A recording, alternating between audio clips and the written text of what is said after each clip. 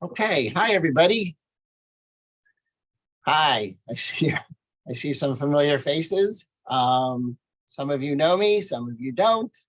My name is Bill Cartiff. I am a tour leader and travel consultant for Ayelet Tours and Best Day Adventures. Best Day Adventures is a division of Ayelet Tours that I run.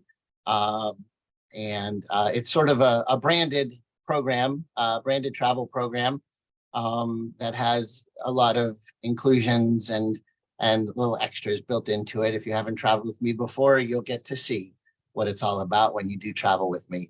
I'm not going to spend a lot of time telling you about me or Best Day Adventures because we have a limited amount of time and I want you to see more about this particular trip.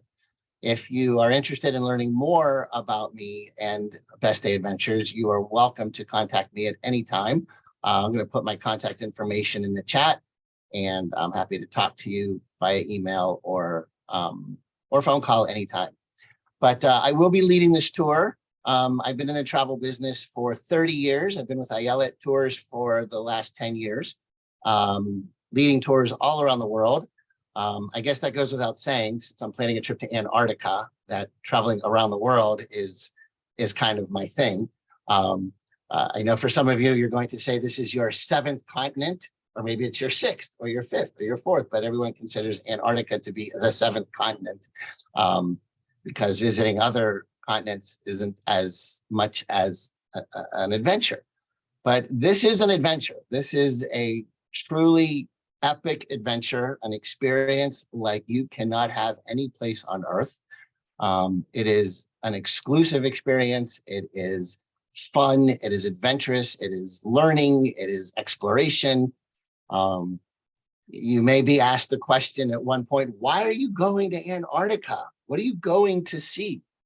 And the truth is that there's not, sights to see that you can, identify. You're not going to the Leaning Tower of Pisa or to the Great Barrier Reef or to the Eiffel Tower.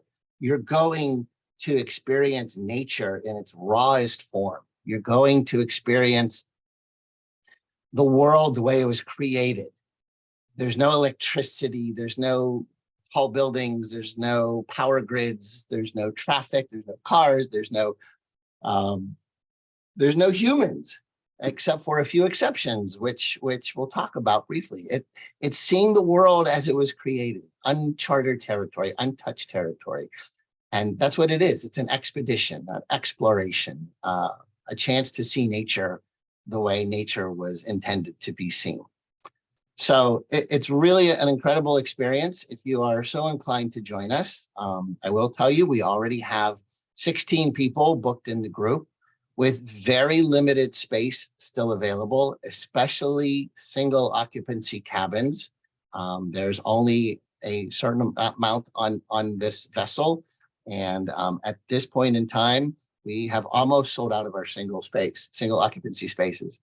And not a whole lot of double occupancy spaces available either.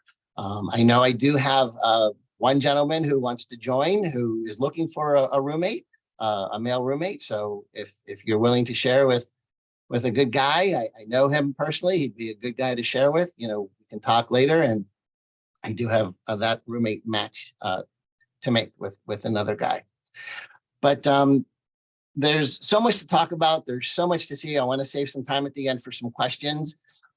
So I'm going to introduce our speaker and presenter from Hurtigruten right now and let him take over and show you what this cruise is all about. Again, I will put some details in the chat for you. And when Glenn is finished talking, we will then open up for questions. At any time, you can put some questions in the chat if you're so inclined, or you can wait until Glenn's finished and we'll get to as many questions as we can.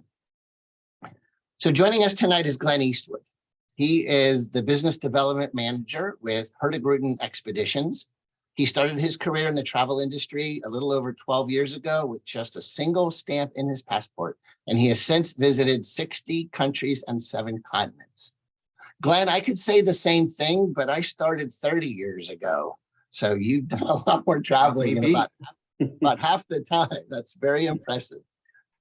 Glenn's most recent adventure was to Antarctica on a Hurtigruten expedition just a couple of months ago because I was trying to reach him and he wasn't available on the very same ship that we'll be taking in February. And here he is to tell us a little bit more about it. Glenn, it's all yours. Well, thank you, Bill. Let me go ahead and share the screen here and hope everyone can see it. Just odd. Yeah, I'm Glenn with Hurtigruten Expeditions, and I caught the travel bug pretty hard about 12 years ago or so when I started the industry, and I've been able to see some of the most incredible places on Earth. As Bill mentioned, I was in Antarctica on the MS Fridtjof Nansen, the vessel that Bill and many of you on the call will be taking to Antarctica just back in March, and it was an absolutely incredible experience, one of the most transformative experiences that I have been on of all of my travels. And I've been to places like the Galapagos and seen every one of the 7 wonders of the world, and it was just this was an absolutely incredible experience that just doesn't compare to anything else that I've done. And as you see, I struggle for words. That's just normally a problem I have, but 2 months later, I'm still struggling to put my experience into words. And I'll do my best to do that for you, but it was just absolutely incredible. I'll get into that. I'll get into a little bit about Hurtigruten and Antarctica here in the time that we have. And I'd like to thank you all for joining me tonight to learn more about Hurtigruten, about Antarctica, about this incredible voyage that Bill has put together. And we are excited and honored that Bill has chosen Hurtigruten Expeditions to take this voyage. At Hurtigruten, we are the world leader in expedition travel. We are the founders of expedition travel, and we are the largest expedition cruise line. We've been doing expedition cruising since 1896, so over 125 years. And that's just some of the reasons that Bill chose us. But before I get into that and what your experience will be like, I'm going to address the elephant in the room and answer the number one question that I get. And that's, how exactly do you say your name? So join me along here. We've got a little tutorial on exactly how it is that we say Hurtigruten. So sound it out with me. It's Hurtigruten. Hurtigruten. We know that we're hard to say, but we're impossible to forget. Hurtigruten, we do small ship cruising to some of the most spectacular places on Earth. Many of these places are bucket list destinations, and we do it in a very different way. We do it expedition styles. These are places that are pristine, uninhabited, and untouched, and don't have towns that we can dock in. These aren't places where we can just walk right off the ship. These are well off the beaten path, places where there are no infrastructure, no roads, no electricity, no ports. And we get to take you to these places that you'll often only see in documentaries. But before I dig into that, I want to talk a little bit about our history, because I think that's really important, where we got our start. So we got our start sailing up and down the Norwegian coast in 1893. We've actually been sailing for 130 years. Hurtigruten turns 130 years old this year, making us the 3rd oldest cruise line. And it all started with this gentleman, our founder, Richard With, and this steamboat down below here, the DS Vesterålen, delivering the mail up and down the Norwegian coast, from Bergen in the south to Kirkenes in the north, way up above the Arctic Circle, 600 miles north of the Arctic Circle to be exact. See, in 1893, there were no cars. Trains were in the south, but it was hard to get into the rugged coastline of Norway to deliver cargo and to deliver mail. And Richard had this brilliant idea that he could sail this newfangled invention called a steamboat up and down the coast faster than anyone else and solve the government's problem. And he did that. And that's actually where Hurtigruten's name came from. This was the fast route. And in Norwegian, Hurtig directly translates to fast, and Ruten translates directly to route. So Hurtigruten directly translates to the fast route. Very literal people, these Norwegians. But since then, we've grown. Past delivering the mail up and down the coast, which we still do today, but we've grown to be the largest expedition cruise line in the world, offering over 200 destinations in over 30 countries with 150 unique itineraries. And Roald Amundsen, pioneering Norwegian explorer who worked with Hurtigruten, got his start sailing, not with Hurtigruten, but he did sail for us very early on. He led the first expedition to traverse the Northwest Passage. He led the first expedition to the South Pole, and he also led the first proven expedition to reach the North Pole. These founders, these Norwegian heritage, these polar pioneers are very important to our history and our success in these polar waters. But Amundsen had a dream. In his imagination, I created an electric ship that could break through all kinds of ice, that nice and elegantly, fearful and irresistible, could sail through Arctic oceans. And this was Amundsen, 10 years old in 1892. Remember, there were no cars in 1892. And we're very proud that we made Amundsen's one of our heroes. We made his dream come true. In 2019, we launched the very first hybrid electric cruise ship, the MS Roald Amundsen. It's electric powered, hybrid electric powered, aptly named for Amundsen. And our revolutionary ships are the backbone of what will be the world's greenest expedition cruise fleets. But batteries are just one part of the groundbreaking solutions. They're packed with green technologies. See, we are explorers at heart. We believe that exploration is crucial to understanding the world and to creating change agents. People who come back with a better understanding of the places that they visit and want to take steps to reduce the effects of global warming and to have a positive impact on these places. But we do believe that we have a responsibility to make as light a footstep as possible, which is why sustainability is so important to us. It's in our DNA. And we've taken steps along the way throughout our history to change the way we operate, to be a more sustainable organization. This isn't a trend for us. This isn't new for us. It's something that we've been working on for decades. So it's important that I highlight this because sustainability is very important to us. And our ships with these hybrid electric technologies like the MS Roald Amundsen or the MS Fridtjof Nansen, which is your first look at the vessel. This is the ship that we'll be taking to Antarctica in February, which was named the greenest cruise ship in the world by Stern Magazine in 2021. These ships are just part of the solution. But these hybrid electric technologies, while they're 20% more fuel efficient and 30% emit 30% less emissions, the other cool part about these is we can actually turn the engines off and go completely silent on battery, which is super impactful for a place like Antarctica, where we see hundreds of whales, literally. And if we come upon a whale pod, we can turn the engines off. And instead of the whales being frightened by the vibrations from our ship engines and swimming away, as they often do, they'll stay or they'll swim toward us. And we can run the entire ship, the HVAC, the propulsion, the electricity, everything on battery for around an hour, give or take. So we can turn the engine off, which we did twice when I was in Antarctica, ran completely silent, which was just incredible because there was nothing around you, no sounds except for penguins in the distance and cracking ice, and get right up close to the whales or let them get up close to us, which is an absolutely incredible benefit that we have with our ships. It's the only line to operate hybrid electric ships in Antarctica.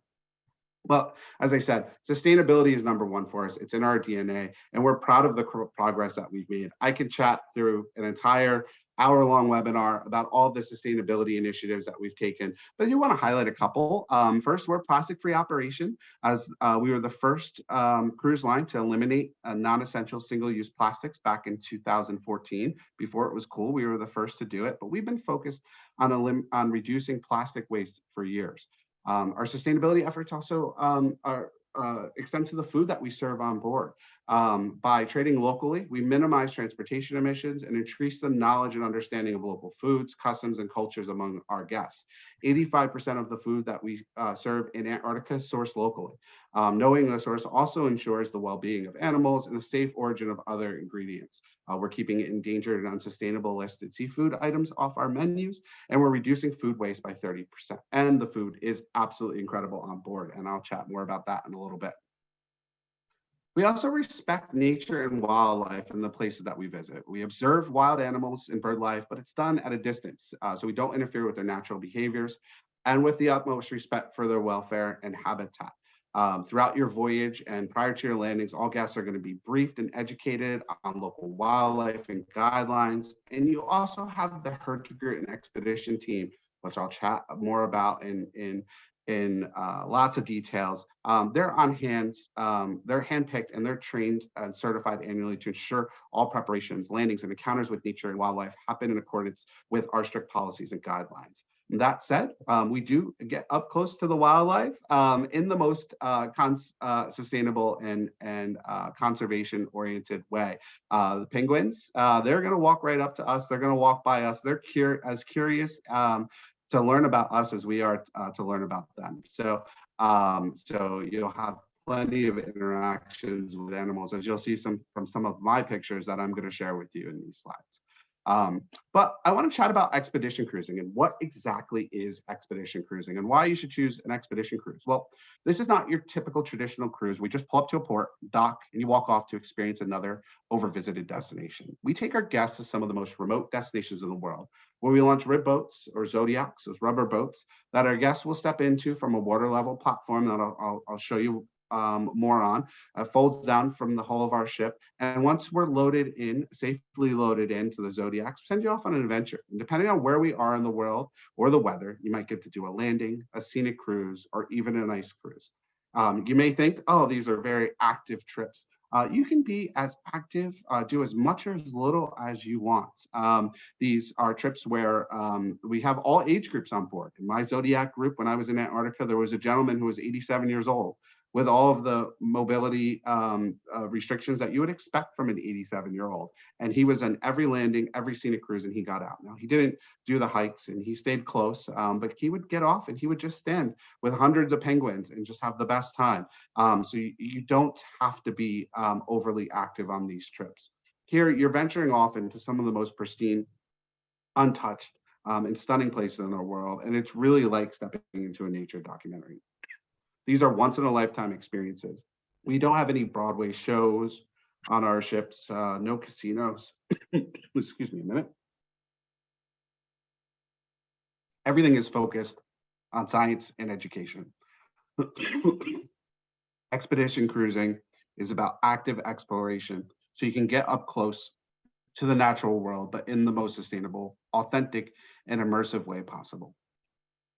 Expedition cruising is about challenges and opportunities, where the most important factor of all is being flexible. And here, you'll expect the unexpected. But what separates Hurtigruten expeditions? Well, first of all, our experience. We are the world leader in sustainable adventure travel. We have been doing it for over 125 years. Our first expedition was to Svalbard, way up north above Norway, to the Arctic tundra, where the polar bears are, back in 1896. And we've been doing polar expeditions ever since. We've also been doing Antarctica for one of the longest, as the second cruise line down to Antarctica. We have a lot of experience in these regions. Captain, crew have a ton of experience. Also, our shipbuilders. We have a fleet of small ships that are built for exploration, and they are built by an experienced shipbuilding team with a ton of polar initiatives. So much so that that show Mighty Ships did an hour-long documentary on the innovations in our ship, the MS Roald Amundsen, when she was first launched in 2019. And if you haven't seen it, it's on YouTube for free. Last I checked, it's an incredible documentary about the innovations in our ship to make them smoother in rougher waters, the innovations in our Zodiac launches, our ice-breaking technologies, and just the technologies that are on our ship, not just from a green perspective, but also from a comfort perspective. Each sailing with Hurtigruten has an expedition team of experts in their field on board, and I'll talk a lot about that because our expedition team is really the heart and soul of your adventure. Our ships boast state-of-the-art science center, which is another benefit with Hurtigruten, and I'll chat more about that. And we get up close to the natural world, but in the most sustainable way possible. We are the pioneers in expedition cruising, and we've been doing it since 1896, as I mentioned, and that experience is something that really translates on board in a noticeable way. But here we're here to talk about the seventh continent of Antarctica, whether it's your seventh continent or you're just getting to that kind of last frontier of Antarctica. It's an amazing continent, offers incredible landscapes, rich wildlife, active exploration, and sustainable travel. There's no other destination quite like it. And once you'll go, you'll come back with a renewed outlook on the world. It's an absolutely amazing destination. But here's a few reasons why Antarctica. One, it has an ice shelf the size of France. It also has a trench deeper than the Grand Canyon, 90% of Earth's freshwater ice, and 70% of Earth's total fresh water is there, and it's a research hotspot. Also, the wildlife. Abundant wildlife there. When I was there, I saw tens of thousands of penguins. I don't exaggerate at all. If you told me I saw 100,000 penguins, I would say, yeah, that checks out. I saw thousands of whales. I saw thousands of sea lions. Every time I stepped out on a balcony or to an observation deck, there was wildlife. It was an absolutely incredible experience. And then the ice. People go to places like the Hubbard Glacier in Alaska, which I did, and it's absolutely incredible. This immense glacier that's just coming out of the mountains. It's hundreds of feet high, and it's so impressive. But then you go to a place like Antarctica, where there's ice everywhere. The entire continent is made of ice. Ice sheets that are like places that I've been to, like the Cliffs of Moher in Ireland, some of the fjords in Iceland. And these ice sheets are so much higher, more dramatic than what I've experienced in those places, thousands of feet high. And it just spans for as far as the eye can see it. Chunks of ice and icebergs that are floating by you that are the size of schools, not school buses, schools. And it's just an absolutely incredible place. So it's a place that definitely, if it's not on your list, as it probably is on most of yours who are here in for our chat today, it is a place that everybody needs to visit for so many reasons. And with Hurtigruten Expeditions, well, we're one of the first cruise lines to offer expedition cruising to Antarctica. And there are a lot of new cruise lines that are starting to pop up in Antarctica. But the one thing that we have is we have that experience. We've been doing it for so long. We're not just another cruise line that's now deciding to go to Antarctica. And you're seeing some of the pain points with that.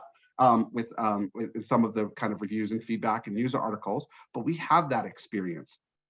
We do have those purpose-built ships, and we were on with quite a few scientists, guest scientists, as we have a guest scientist program on board, and our guest scientists were saying that they've been on many other vessels, and the Hurtigruten ships are the smoothest crossing the Drake Passage and dealing with a little bit rougher waters as you sometimes encounter in Antarctica. Our expedition team, they're experts in their field. There are a few things that sets Hurtigruten expedition teams apart from other expedition teams, and I'll chat about that in a little bit further down the road. We do have overnight hotels included with transfers and chartered flights, and we do a minimum of 5 landings per cruise, of course, weather permitting. And what the itinerary is going to look like. Well, sorry, my voice is not cooperating with me today, but let's see if this tea helps. Well, with Hurtigruten, we're looking at with Bill and the adventure that he's picked. He's picked one of our top itineraries, which is my favorite itinerary, and this is our 12-day, 11-night adventure. That's the highlights of Antarctica. So here we're going to focus on the icy wilderness of the Antarctic Peninsula. We start our journey in Buenos Aires, where we have an included night and hotel downtown, central location in Buenos Aires, where you can pop out to one of the many vibrant restaurants, the steak houses around, and experience a little bit of what is an absolutely incredible and, in my opinion, underrated city. And then from there, the next morning, we take a transfer back to the airport. We hop on a charter flight on a 737 commercial airline plane that we have chartered for us that will have just Hurtigruten guests on board, and fly down to Ushuaia, which is all the way down at the bottom of the world, the end of the world. And from Ushuaia, once we land, we'll have a little bit of an orientation tour on the bus, leave our luggage on the bus, and we'll have a little bit of time to walk around Ushuaia before it's time to head to the ship. Once we get on the ship, we'll do our check-in, get into our room, and then you'll have more free time to walk around Ushuaia if you choose before we head off to cross the Drake Passage. And we spend 2 days crossing the Drake Passage. And then on the end of the second full sea day, we'll get our first glimpse of Antarctica.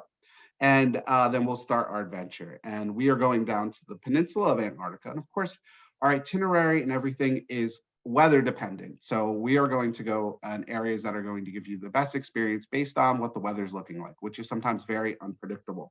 And we have this kind of little bubble because unlike a traditional cruise, we don't have a set, this is exactly where we're going to go. But here is an enlarged map of Antarctica and a look at some of the places that we typically go. So when we're looking we'll typically get to Deception Island, which is a ring-shaped volcanic caldera that you can actually sail into. It's the only active volcano of its kind that's navigable. So we can sail right into, and then it exposes us to a safe harbor where we can put out the Zodiacs, zip off, and do a landing. And you'll see the sand is warm as some of the geothermal activity kind of bubbles up. The water is a little warmer. We typically cheat and do our polar plunge in that area, as the water is not quite as frigid as other areas, but it still counts as a polar plunge in Antarctica. And just a really incredible natural harbor to visit with a lot of wildlife around.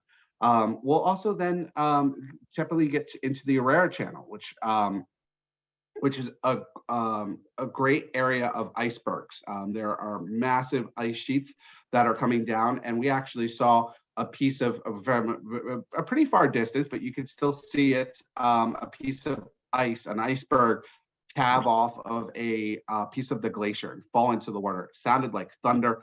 It echoed like a way I've never heard anything echo before, and then just kind of crashed into the water. And that was a new iceberg that then was kind of floating in the water. So great area where you're going to see a lot of icebergs, a lot of sea ice, and just a really scenic area. That's where we started our expedition in Antarctica. That's where we got our first glimpse of penguins swimming in the water, which they may not be the most graceful animals on land, but they are incredible in water. And then also sea lions, whales. We saw everything in the Aurora Channel, so absolutely incredible. We also head into the Lemaire Channel, which is a little bit further south. It's protected waters in a very narrow channel. It's usually very still, like a lake, making it one of the most scenic and beautiful passages in Antarctica. Again, lots of whales, lots of penguins, lots of seals, and lots of ice. It was really incredible. We head down to Peterman Island with views across the channel to the other side of the Antarctic Peninsula. It's great for icebergs. It's great for spotting whales as well. This is really great because we don't often get there early in the season, but since you're going toward the end of this season, the ice flow usually recedes, so we can get further south, which is where we really get a lot of wildlife. That's where you'll have the best chance to see a king penguin. We typically see a good amount of Gen 2 and chimp penguins. King penguins are typically a little bit more challenging to find, but if we're going to find them, it's going to be further south toward Peterman Island. We'll also get up to areas like Port Lockroy, which is the famous post office that the UK government has set up. It's the furthest south operating post office where we can send postcards back to friends and family, which was quite fun. I spent a good amount of money on postcards and time writing postcards that day, but it was such a fun experience, and then a really fun experience when everybody got their postcards back in the mail from Antarctica. Those are some of the experiences that we're going to look for, but at all times we're looking to get us out to experience Antarctica, to step foot on the continent. Minimum of 5 times a day is our goal, or 5 times a trip is our goal, to see as much wildlife and activity, penguins, whales, sea lions as possible, and that incredible beauty that is Antarctica. So, and you'll be heading out toward the end of the season in February, but this is a really great time to go, and this is when I went. Daily temperatures not too chilly, especially for those. I'm in the Northeast. We're going to have daily temperatures in the 30s, typically in the mid 30s. Every day when we went out, it was above 35 degrees. So it was above freezing every day that we went out. Still had a little bit of wind. So it wasn't as, it wasn't balmy. It wasn't warm by any means, but it wasn't as brutally cold as you would expect it to be. Sea ice is starting to recede. You're going to have penguin chicks that are getting a little bit older, preparing to learn how to swim. They're starting to molt, growing feathers, and you have plenty of great opportunities to see penguins interacting with their family, getting fed, and I saw thousands of penguin chicks, and it was just such a cool experience. This is the peak time for whale sightseeing. This is when they're the most active, and you're going to see a ton of whales. That's the number one question that I get asked. Oh, I've gone to Alaska, or I've gone to the Northeast, or I've gone to Hawaii looking for whales. I didn't see any. I've done that too, and I've seen them in 2 of the 3 places I've just mentioned. But in Antarctica, I saw so many whales.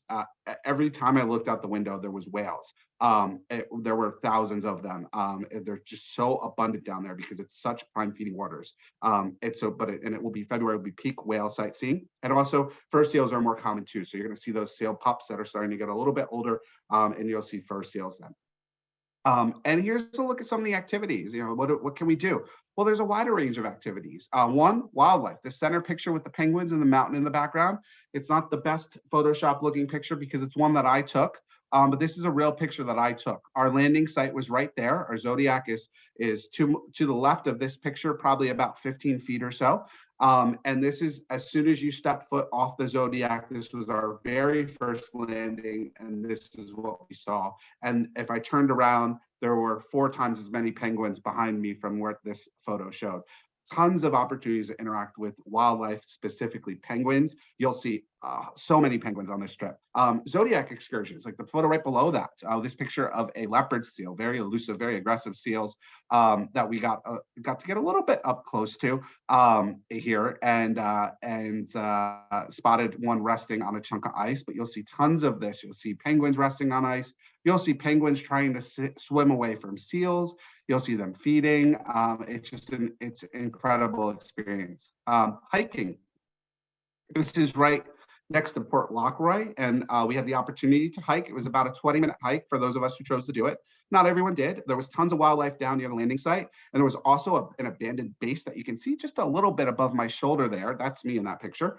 But an abandoned Argentinian restocking base was there that we actually got to go inside of, and it's upkept by the British that have Port Lockroy. It's upkept by them in the ways that it was back in the 1950s when it was actively used. So it's really cool. See a lot of the old equipment that they used. Sea ice cruising. This is a place called Paradise Harbor, right next to the Argentinian research base, Brown Base, that we got to wave to them and say hi to them there. But this is absolutely incredible. And I mentioned the Hubbard Glacier, and this glacier here was probably twice the size of the Hubbard Glacier, and just one of them coming down out of the mountains. The peaks just kind of very rugged, and then the Lake Glacier that was probably close to 1,000 feet high, just absolutely amazing. And photos will never do that justice. We have science. You can go out on the science boat and collect samples to bring them back and analyze them in our science center. And then we have kayaking as an optional excursion too that you can take part in. And these are all my pictures. So these are all real things that I did. And then how do we get out to experience these things? Well, when we do landings, so we have custom built craft, as you can see here, these Zodiacs, they're 16 passenger. And what we do is we once we're loaded in, we zip off, we do a landing where our team will pull the Zodiac up on the beach, and you step out, usually with a little staircase. You step off and it's like stepping in the middle of a documentary. And then once you're there, our expedition team will host an array of activities. If you're into birding, you'll go out with the ornithologist. If you want to learn more about marine life, you go out with the marine biologist. If you want to learn more about the rocks and formations or glaciers, you go out with the geologist or the glaciologist. So there'll be a bunch of different activities that you can do, all included. All of our landings are included. And then also our scenic cruising, as you can see from this picture here. That's scenic cruising, where we'll go through kind of ice flows. We'll have the opportunity to pick up some ice, sea ice that's literally millions of years old, and get up close to wildlife and marine life from the water too. So those are the 2 ways that we get out and we venture. And then how do we get into those Zodiacs or those expedition, small expedition boats? Well, we do that with this platform here. And this platform that you can see that's folding down from the side of our ship, this is unique to Hurtigruten. So this folds down to sea level like a floating dock. We can tie up 2 Zodiacs of this at a time, and then we have our expedition team on the boat, and then also on the launch itself that are to give you that sailor's grip, where they grab your forearms and help you guide you into the boat. And because of the way that this is made, unlike other expedition ships that have a little bit of a door, sometimes a little ladder or a step that goes down, makes it very easy to get into the Zodiacs. I always say if you could step into a bathtub, with our expedition launch, you can step into a Zodiac. And then once we're safely in, we'll zip off and we'll do a landing or a scenic cruise. And here's a look at some of our landings. Another picture. This is a picture that I took So with our landings, we're going to access these really difficult to reach places. We have that water level access to make boarding easier and safer. And we do have these custom built craft that can get through ice flows and can get up to land, and we can do landings as this such. Ice cruising from the Explorer boat. So we put out those Zodiacs and do some ice cruising. Then we also have ice cruising from the ship, which was absolutely impressive. We can get very close to some of these ice formations, these glaciers. We have a very experienced team, so we can get up close to these ice formations from the ship. I saw so much wildlife from the ship as well as from the Zodiacs as well. So our small ships, they're made for these polar waters, and we're able to offer some of the best ice cruising in Antarctica because of the way our ships are designed. And then onboard engagement. So the best part of a Hurtigruten expedition is not just the places that we visit, but the things that, but learning about those places and the things that we've seen. So we have lectures in our state-of-the-art science center and seminars, so our guests can learn as much as they want about these places. In-depth lectures. You can engage with our expedition team and our resident scientists through dinner. You can dine with them. We have a professional photographer on board as well. So we have photography classes and intro photography lectures. The photographer will actually also be out on landings too to give tips. We have our citizen science program. And then we also have great Wi-Fi on board. Not something you think of going to Antarctica is the internet, but we have Skylink Wi-Fi. We're the first cruise line to launch it out fleet-wide. It's on all of our vessels, and it is very good. When you're in places where there may be a large mountain, sometimes the mountain will block the reception, but other than that, the reception is very good. I was able to work from Antarctica, and I was very impressed with it. It's many times faster than the internet that I have at home. So that's some of the things that we have as far as onboard engagement, but there are tons of activities to do. We have every cruise line, it's a requirement to have lectures on the ship, but we take it the next step forward. We have very engaging lectures, and we have several of them. Every hour we have a lecture going on, so there will always be something. If you're out or you're afraid you're going to miss a lecture, we also record all of the lectures that you can watch in room in our entertainment system, so you can catch up on lectures that you might have missed. And this is a look at Lauren, who was a PhD student on my vessel. She was a PhD student at UC Santa Cruz, and she was actually researching the relationship between whales and tourism through Zodiacs and ships and seeing how they interact. And it was really interesting to go out on a Zodiac with her. We actually had dinner with her and to learn about the work that she's doing. And that's just one example. And those members are really, the team members are really the heart and soul, our expedition team. Now, you're going to have two types of expedition team members. You're going to have our expedition team, and then you're also going to have guest scientists on board. We had a total of 7 guest scientists on board, and we also had 27 members of our expedition team. And these are made up of people from all over the world. They're educated science professionals. On our expedition team, there were a total of 7 people who had PhDs. And then for the guest scientist team, 6 out of the 7 had PhDs, and Lauren was working on her PhD. They add a different level to your experience when you're hearing from professors, from authors, from writers. These are people that are also trained in polar survival, and they're going to host your on water and on land excursions. And they're going to host in-depth lectures and seminars. Like this is Sonia. I took this picture, and she led the expedition boat, the science boat, to collect samples. And we collected some plankton and then brought them back and analyzed it in the science center with these microscopes that we have here. We have a science center with microscopes and other research equipment. And we actually saw this plankton, and Sonia wasn't sure what type of plankton it was. So we looked it up, and it's a type of plankton that isn't usually found in Antarctica. So we reported it to one of the citizen science programs, which is pretty cool. So our expedition team is really the life of your expedition, and we entertain you through education.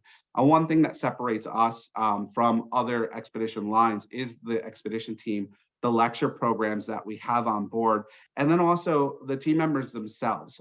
More than half of our expedition team members are full-time employees. They work 6 months on and 6 months off, typically in 3-month sessions. So they'll work 3 months on, 3 months off, 3 months on, 3 months off. So in a year, they work 6 months. And they are paid a full-time salary with benefits. And that's really unique to us. Every other expedition cruise line that's out there, maybe the expedition leader or the assistant expedition leader will be full-time employees, but the rest of the team will be contract employees, which we have some of those as well. But the difference is we have some of the best expedition team members because they all want to come to Hurtigruten to get a full-time job, to work full-time, to have that stability, and to have the benefits of a full-time job. So because of that, and because of our expedition team program, we attract the best scientists, the best expedition team members. These guys have years of experience and and not just years of experience, they have years of experience with Hurtigruten, and they are absolutely incredible. And they add that extra element to your trip.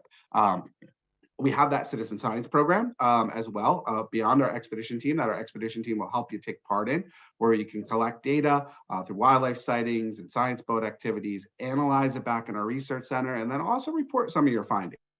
And there's tons of these different programs around. We do things like NASA Globe Cloud Explorer. We do a SekiDisc program. We have eBird, which is a database of pretty much every bird and helps track the migrations. My favorite is a program called Happy Whale, where, of course, if you're out whale sighting, your goal is to take a picture of the underside of a whale tail.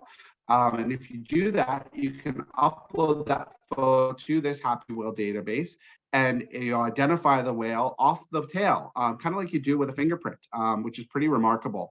I took a photo, and the whale was last spotted up near Colombia, which was pretty cool. But the cooler part is if you take a picture of a whale that hasn't been identified yet, like my friend did, you can actually name that whale. So some pretty cool programs that we take part in. And then we do also have some optional excursions. Most of our excursions are going to be included, but there are other activities that you can do that aren't included, like kayaking, which would be an additional cost. Last year, it was around $175 a person, or camping. Camping was last year was $450 per person, and it was lottery based, so not everyone got to do it. But we do offer that as an optional excursion. And then snowshoeing, which would be another activity that we offer as an optional excursion. However, it's unlikely that it will be offered during your cruise because we're later in the season and might not have the snowpack to do it. But if it's possible, then we'll go and do that. Otherwise, you'll do hiking, and that's what we did instead. And we had some really incredible hikes that didn't require snowshoes. So I've talked a lot about expedition cruising, but let's talk about your home at sea. So meet your ship, the MS Fridtjof Nansen. As I mentioned, one of the world's first hybrid electric ships. The Amundsen was the first, the Nansen was the second. Her maiden voyage was in 2020. And fun fact, she has the tallest LED screen at sea. That's in the main atrium by the elevator. Just a look at the deck plan. So some cool things that we have on board. I'll start at the top. We have an outdoor gym, and we also have a running track. We have a pool deck where we have a heated infinity pool, 2 jacuzzis. We also have an outdoor bar. We have an indoor sauna with floor-to-ceiling windows, and the living room at sea, the Explorer's Lounge on deck 10, which I'll show you some more pictures of, but really comfortable space, floor-to-ceiling windows, a bar, great place to relax with a book and watch the world sail by. We have our premium restaurant in Lindstrom, I'll talk more about. We have a gym, a wellness center. We have a total of 3 restaurants on board. So we have Friedheim and Orna, which are our main dining restaurants. And we also have our science center and lecture halls. And we also have a full medical center. Hope that no one ever has to use it, but we have a full medical center with with an operating room and a total of 4 hospital beds. We have a doctor on board full time, and we also have 2 nurses on board. So we have a very state-of-the-art medical center on board. And like I said, hopefully we never have to use it, but it's there if we need it. And then a glimpse into what life will be like on board. We'll start with the staterooms. So as you can see, the staterooms they're stunning. They're very well appointed, Scandinavian design, comfortable. There are a good amount of balcony cabins available, or cabins that have a window. Very comfortable bathrooms, very spacious bathrooms. Once upon a time, you were sacrificing the creature comforts of home to go on an expedition voyage. Not anymore, as you can see from these cabins. And that flows through, design flows through the rest of the ship. I mentioned our Explorers Lounge, as you see here in the picture on the top left, very comfortable with couches, great place to grab an included espresso drink like cappuccino, or an included hot chocolate, or grab a glass of wine or a cocktail and watch the world sail by. There's a piano in the corner. We have entertainment nightly, and we'll also have some evening lectures up here too. I mentioned the heated infinity pool that's heated to 80 degrees and the 2 hot tubs. I was there every day after my Antarctica landings. I took my my heavy clothes off, put the bathing suit on, and went right up to the hot tub and then jumped in the pool. So spent a lot of time up here. Great place to watch the world sail by. We also have a sauna, a fitness center, and then of course our state-of-the-art science center, which is unique to Hurtigruten, and our lecture rooms. And the food. I know that's what you're all waiting for. The food is incredible. All meals are included, as well as early riser and afternoon treats. House wine, beer, and soda are included at lunch and dinner. And if you want to make it a fully inclusive package, if you're looking for cocktails, we do have an optional drink package. I will tell you that I was fine with the wine, very good Argentinian wine. And when you're done with dinner, the wait staff is always eager to fill it up to the top to take to the Explorers Lounge and listen to the musician for the night. So I was fine there, but we do have that package, and we do also in the Explorers Lounge have a full bar as well. Coffee, tea, and water is always available. We have 24-hour stations throughout the ship. And during your dining hours in the main dining room, and also when the Explorers Lounge bar is open, which is from around 10 a.m. till midnight-ish, espresso drinks are included in the Explorers Lounge. Gratuities are not expected. It's not the Norwegian way to tip, so we pass that along to our guests. And the restaurants you'll be dining in will first, Friedheim, which is my favorite restaurant. Friedheim is open from noon to 9. That's the picture you have up here in the top right. That is your I call it upscale pub food. That's where you're going to find your comfort food, your soups and stews, your burgers and quesadillas and hot dogs, steaks and salads. Milkshakes are incredible there, crepes, and you find it in an upscale setting, very casual. Just go whenever you want. It's open from noon to 9. Anna, which is the picture on the bottom left, that's our main dining room where you're going to find breakfast and lunch served buffet style. Dinner is a la carte, and the food here is absolutely incredible. And then you have Lindstrom. Lindstrom is our elevated dining experience that's included for anyone staying in a suite, or it's €25 per person upcharge to dine in Lindstrom if you are not staying in a suite, but it is well worth it. It's a 6-course menu, and the food is out of this world. Well worth the €25 per person upcharge. Norwegian influenced premium setting, premium wines are included as well. Great place to have a special meal.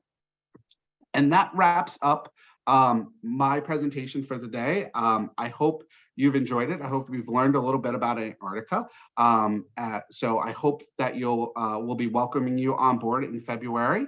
But for more details, please get in touch with Bill, and you can also find more details at the link below. And I'm going to throw it back to Bill, and I think we might have a little bit of time for Q&A. Thanks, Glenn. That was awesome.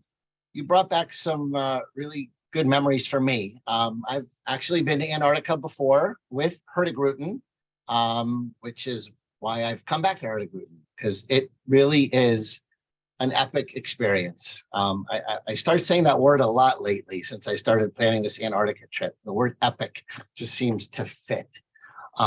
It really is. Your pictures are remarkable. I could share my screen right now and show you all of my pictures from my last trip to Antarctica, but I don't want to ruin the tease. You got the tease, everybody. But it's time to come and see it for yourself.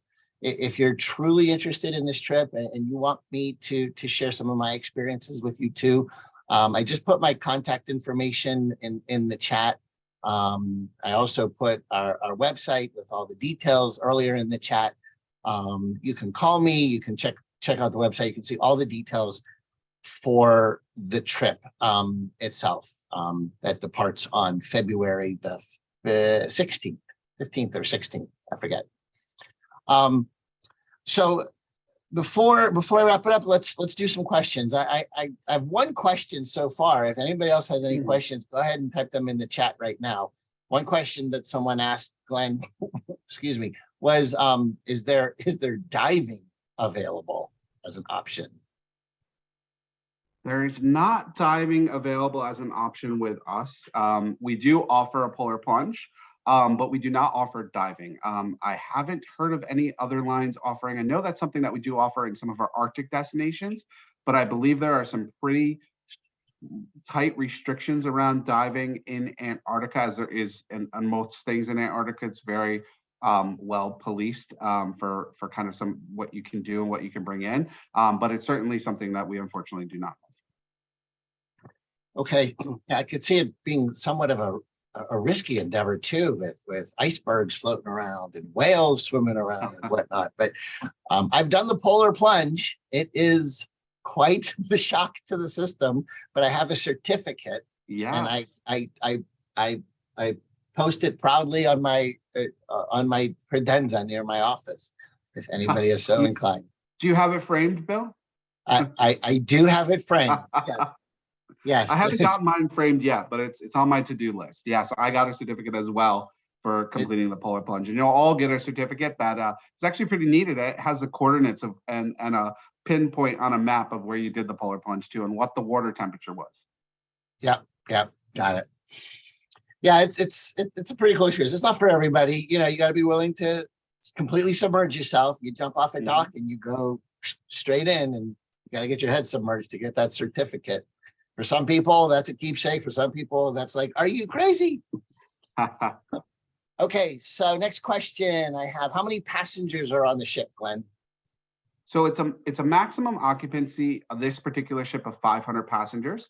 So this ship is, but as you've seen, we have some solo cabins. We do allocate a good number of cabins to solo. So we very rarely get up that. Typically, because of the solo cabins that we allocate, we typically cap out in the 4 to 425 level, just because it's easy for us.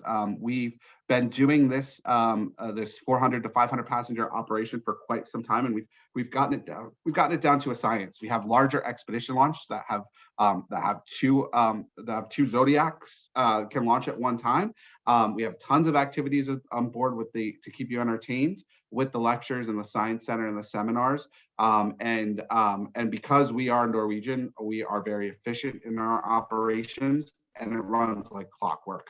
So it's one on, one off, one on, one off, and it runs very, very well. So and the benefits to having a slightly bigger ship than some of the very small ships that do Antarctica is, one, it's going to be much smoother crossing the Drake Passage. If you do run into any rougher waters, our ships are bigger, so just by physics, they'll be smoother. But they also have a lot of modern stability controls that the smaller ships just can't accommodate because they don't have the space. And then you have more areas on the ship, like the expedition, or like the lecture halls, the science center, the larger explorers lounge, the pool, the 3 restaurants on board, so you're not eating in the same restaurant every night, and also bigger staterooms. So those benefits, having been on a small ship and on a little bit larger ship, I mean, our ships are still small, less than 500 passengers. I personally prefer our ships, and we do have a smaller vessel too, but I personally prefer that 400 to 500 passenger level, because I think it's a really good mix. But to answer your question, 500 passengers is our registered maximum capacity. Okay, so what makes traveling with Best Day Adventures the purpose, the reason? Why come with me to lead the tour with you? And what makes it a little bit different than the regular passenger that's on the ship? And this is a question I'm being asked, and I'm going to answer. First of all, you get the benefit of having your own personal tour escort. You're very experienced personal tour expert myself. I'm not an expert in Antarctica, but I will manage the group. I'm there to troubleshoot. I'm there to provide hospitality. I'm there to bring the group together, create camaraderie, and have some special events during the course of the cruise. We'll do cocktail parties. We'll have dining arranged together for our group. We'll go off on the Zodiacs together. We may not, depending on the size of our group, we might be divided into 2 different Zodiacs or three different zodiacs at different times, but we'll always be together in some way, shape, or form when we're doing our activities. We Glenn had mentioned that the trip includes one pre-night in Buenos Aires before the tour. That particular night, I've arranged for a welcome program and a group dinner, as well as an option to come a second night early if you want to spend a little bit more time in Buenos Aires and to do some sightseeing and see some of the city highlights of Buenos Aires. So these are some little added group benefits that you get. Our pricing is also group pricing comparatively. It's a bit of a deal compared to individual pricing that you might that others will do buying it straight off the internet, and a lot of little extras that we'll do for you, some travel gifts and other surprises that you'll see. So there's definitely a benefit for coming with the group, and I am with you every step of the way. My job is not to be on vacation. My job is to be with you and make sure that the group is has a lot of good and welfare going on. So that's why. So there's another question here, Glenn. I know that Hurtigruten gives you a polar jacket, but what about boots, pants, and other equipment? Yeah, great question. I'm surprised I didn't address that. I normally have a slide for that. I must be slipping. So you do have that red Helly Hansen jacket that you saw a lot of people in my photos wearing. That is included with your voyage. So you will get that. That's yours to keep. It will be sized on board. And we have tons of sizes from 3 extra small to 6XL. So we've got a size for everyone. And it is an incredible jacket. It's valued, if you were to buy that jacket from Helly Hansen, it's about a $250 jacket. It's a great outer layer jacket. So you don't have to worry about bringing that. We also provide you with loaner muck boots that are very, very nice rubber waterproof muck boots that go up to very close to your knee. And they're great for stepping out. If you do happen to step out in a little bit of water, you have those boots to keep you protected. Lots of the rubber, they have great grip. And we provide those for you. They are also required. So that's what your landing footwear is going to be. It's sized on board, and that's what you have to wear getting off. So you don't have to worry about bringing big boots or shoes or what to bring. That's included. We also include things like hiking poles. If we're getting icy situations, we have those things, what they're called, snap onto the boots that provide extra grip on ice. So we provide things like that are at no additional cost. They're included. Things that you would want to bring with you. One, you'll need an outer layer, a waterproof pant layer. Some people say snow pants. I personally like a waterproof outer layer hiking pants. Those are great. And then with an underlayer of hiking pants, I used a fleece lined hiking pant and then had a thermal underwear that I only wore once because it was quite warm. I had enough layers. For the top layer, you're going to want a thermal layer of underwear, thermal underwear for the top. You're going to want like a quarter zip sweater and maybe a puffer jacket to go underneath your Helly Hansen jacket. And then, of course, hats, gloves. So that's what you're going to want to bring with you. But we do provide the bulky equipment for you. That's provided. All right, Glenn, we've hit our hour, but there's a few more questions. So we're going to do rapid fire question and answer. Okay. All right. So that means no long-winded answers for me. I have a habit of doing long-winded answers. I like to keep things within an hour. All right. So real quick, someone wants to know if we get below the Antarctic Circle. So on this particular sailing, we do not.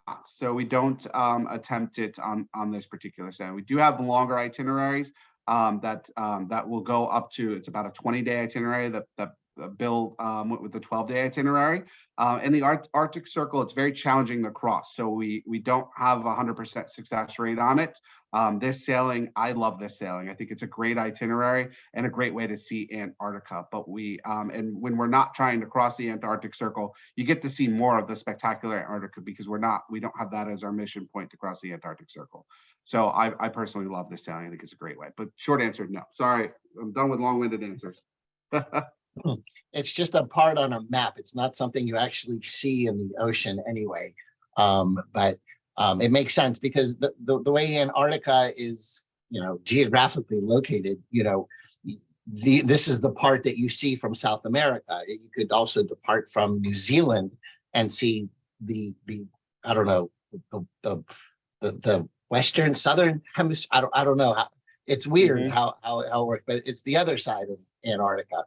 But and this is the more spectacular part, where you have more ice more ice sheets coming off the continent, more rugged mountains sticking up out of the ice, more spectacular islands that are very rugged and just jagged peaks, and more wildlife. So this is the best part of Antarctica to see. And when you do attempt to go south of the Arctic Circle, you miss a lot of those things. So this is a really great itinerary to see those things that you see in documentaries. All right, I'm done talking. Okay. Jonathan, I see you have a couple of questions that pertain more to the art of cruising, and I'm not gonna. You have a couple of questions here, Jonathan. Why don't you reach out to me sometime at your convenience, and I can answer these questions for you about cruising. Let's see here. I think that might cover almost everything. Oh, someone's asking, where are the bathrooms on land? I'm going to let you answer that one, Glenn, and we'll wrap it up after that. So there are no bathrooms on land. We typically spend about 90 minutes on land, but you can get back at any time. So we have Zodiacs going on a rotating basis. So if you do have a bathroom emergency, you need to get back, you can get back usually within 10 minutes, usually within 5 minutes, we can get you back to the ship. But there are no bathrooms on land. There's a but to that. There is if you do camping, we do have small portable bathrooms. However, that can only be used for number one. It cannot be used for number two. And in that case, we'd have to evacuate you off of the continent of Antarctica and end your camping session. So, so the short answer is there are really no bathrooms on the continent of Antarctica. They will be on the ship. It's hard to wrap your head around, but this is an uninhabited continent. There is not an infrastructure. There is not plumbing. There is not electricity. There's not heating. This is nature in its rawest form. All of our creature comforts are going to be on the ship. So that's where we'll do what we have to do. And we'll do it. That's the greatness of this kind of experience. Folks, this picture behind me, by the way, this is one of the pictures from my last trip. This is a floating iceberg. This is something we came across. I can't even begin. I don't know if you see the little boat that's there too. I can't even begin to give you perspective on some of the things you'll see. Even if you've been to Alaska, and those of you who know me know I love Alaska and I go there all the time. As majestic as it is, as incredible as the glaciers are, there's nothing compared to what you're going to see in Antarctica, something like this. It's just mind-boggling. Anyway, folks, we're over an hour. I am available all week. If you have questions, you have my contact information, please give me a call, send me an email. I'm happy to answer questions for you. I want to reiterate again that there's very limited space on the ship and very limited space within my group block. If you are interested, book your spot. It's a $1,500 deposit. Balance is due in August. I think we're going to be selling out within the next couple of weeks because the ship itself is about 75% sold out right now. So, and my group space is pretty much about the same, about 75% sold. Single occupancy cabins, if that's what you want, even more limited than that. So be in touch if you are interested, and we'll talk and hopefully get you on this trip to experience an epic adventure. Thank you all so much for attending. Appreciate your time, your interest, your questions. Reach out to me if you have more questions, and I'm happy to help. Glenn, bravo. Give Glenn a round of applause. He did a great job. Thank you for working with us. Thank you, everyone, for joining. And have a good evening, everybody. Take care. Thanks. Bye-bye.